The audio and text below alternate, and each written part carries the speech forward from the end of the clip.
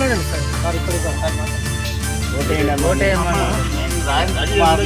సర్పంచ్గా ఇండిపెండెంట్ అభ్యర్థిగా నామినేషన్ చేశాను, పోటీ చేస్తున్నాను. దయచేసి మరి ఈ ఊరు పాఠశాల అభివృద్ధి కావాలంటే, పిల్లలందరికీ మంచి చదువు రావాలంటే నన్ను గెలిపించండమ్మా.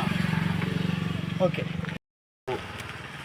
గ్రామ పంచాయతీ సర్పంచ్గా పోటీ చేస్తున్న నేను రాజేంద్ర కుమార్ను, రిటైర్డ్ ప్రధానోపాధ్యాయుడిని. మరి ఇక్కడ 20 సంవత్సరాలు ఉపాధ్యాయుడిగా సేవలు అందించిన నేను నా విద్యార్థుల తల్లిదండ్రుల, గ్రామ ప్రజల, సోదరీమణుల కోరిక మేరకు సర్పంచ్గా ఇండిపెండెంట్ అభ్యర్థిగా పోటీ చేస్తున్నాను. మరి నా గుర్తు బ్యాట్ గుర్తు.